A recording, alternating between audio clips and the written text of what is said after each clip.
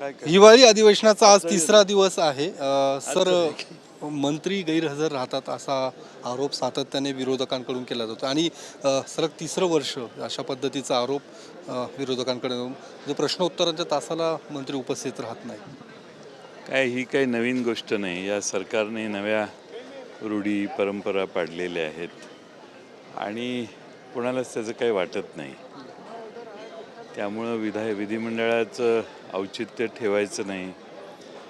विधानसभेतल्या भाषणात काही समोरून विरोधी पक्षांनी मागणी केली तर त्यापेक्षा वेगळीच भाषणं करायची अशी परिस्थिती आहे। विरोधकांमध्ये सुद्धा एक वाक्यता दिसत नाहीये। विरोधकांकडे जे काही आंदोलनं होतात किंवा ज्या पद्धतीने एक वाक्यता दिसत नाही, एक वाक्यता काय, जेवढे गोळा होतात ते आंदोलन करतात। पण एक परंपरा झाली होती की पायऱ्यावर जे काही आंदोलनं होत होते किंवा आता एवढे मोठे विषय आपल्यासोबत आवाज उचलत पायऱ्यांवरचं आंदोलन एक परंपरा होती आणि एक विरोधकांचं एक मोठं आयुध होतं ते, पण आता ती दिसत नाहीये त्या गोष्टी। पायऱ्यांवर बसणे आणि आंदोलन करणे हे कधीच विरोधकांचं आयुध नव्हतं। सभागृहामध्ये ऐकलं जात नाही म्हणून विरोधक पायऱ्यांवर बसून आपली भूमिका जनतेपर्यंत पोहोचवण्याचा प्रयत्न करतात। सभागृहात व्यवस्थित सभागृह चालवलं आणि सभागृहात विरोधी पक्षाला भूमिका व्यवस्थित मांडायला संधी जर दिली आणि विरोधी पक्षाला न्याय देण्यासाठी किमान विरोधी पक्ष किती लहान का मोठा यापेक्षा 50% वेळ विरोधी पक्षाला दिला पाहिजे, ते पाळलं जात नाही म्हणून विरोधी पक्ष पायऱ्यांवर येऊन आंदोलन करतो। अनेक मुद्द्यांवरती आवाज उचलला जात नाहीये। पार्थ पवारांचं जे मुंडवा जमीन व्यवहार प्रकरण असू दे किंवा अनेक प्रकरण आहेत त्यावर मात्र विरोधक कुठेही बोलताना दिसत नाही, सभागृहात किंवा सभागृहाच्या बाहेर। पवारांचं आंदोलन त्यांच्याबद्दल सरकारने समिती नेमलेली आहे।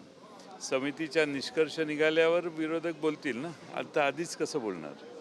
अंजली दमन यांनी परत पत्रकार परिषद घेतली। निलेश मगर यांनी सुद्धा अशाच प्रकारे जमीन 2018 मध्ये पॉवर ऑफ अटॉर्नी घेतली होती आणि अजित पवारांचा डोळा या जमिनीवर 2018 पासून होता असा त्यांनी आरोप केला। नाही, त्यांच्याकडे काय माहिती आहे मला माहीत नाही, त्यामुळं त्या कोणत्या बेसिसवर बोलतायत हे मला तरी माहीत नाही। सर, या अधिवेशनामध्ये शेतकऱ्यांच्या प्रश्नावरती बोललं जात नाही। बऱ्याच शेतकऱ्यांना अद्यापही नुकसान भरपाई मिळाली नाही। काय बोलतील ना, अजून अधिवेशन दुसराच दिवस झाला, काल आज तिसरा दिवस आहे, बोलतील ना।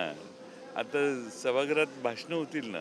कालावधीच्या मुद्द्यावर सुद्धा प्रश्न तुमच्या मनात अशाश्वती आहे कारण सरकारने 15 दिवसाचं अधिवेशन 6 दिवसावर आणलं। त्यामुळं तुमची जी भीती आहे ती खरी आहे की विदर्भातल्या शेतकऱ्यांचे प्रश्न, महाराष्ट्रातल्या शेतकऱ्यांचे प्रश्न, सोयाबीनचा पडलेला दर, कपाशीचे पडलेले दर यावर आवाज शेतकऱ्यांच्या वतीनं उठवला पाहिजे आणि तो उठवला जाणार नाही कारण वेळ कमी आहे म्हणून तुम्ही हा प्रश्न विचारता, हे मला मान्य आहे। पण विरोधी पक्ष जो काही वेळ मिळेल त्यात आवाज उठवेल। अनिल देशमुख आणि अजितदादांनी एकत्र विमान प्रवास केला, काल देखील पुण्याला गेले होते, आज पुन्हा ते आलेत। राजकीय चर्चा होते किंवा एक भुवया उंचवल्या। आता मी त्या प्रवासात नव्हतो त्यामुळं हा प्रश्न तुम्ही अनिल देशमुखांना विचारलेला बरा। पण कोण कोणाबरोबर प्रवास केला तर विमानाचे प्रवास एकच विमान असल्यामुळं सहप्रवास होऊ शकतो, त्यावर तर्क काढण्याची आवश्यकता आहे असं मला वाटत नाही। आपण पाहिलं की या सगळ्या जयंत पाटलांनी या सगळ्या मुद्द्यांना उत्तर दिलेले आहेत आणि अधिवेशनाचा कालावधी असू दे किंवा मंत्री उपस्थित राहत नाहीये हा देखील मुद्दा या निमित्ताने उपस्थित केला जातोय।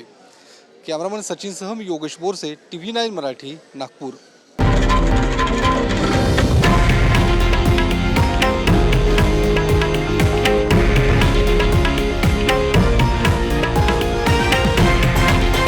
हे आहे देशातील नंबर 1 न्यूज नेटवर्क आणि आपण पाहत आहात TV9 मराठी, एकमेव।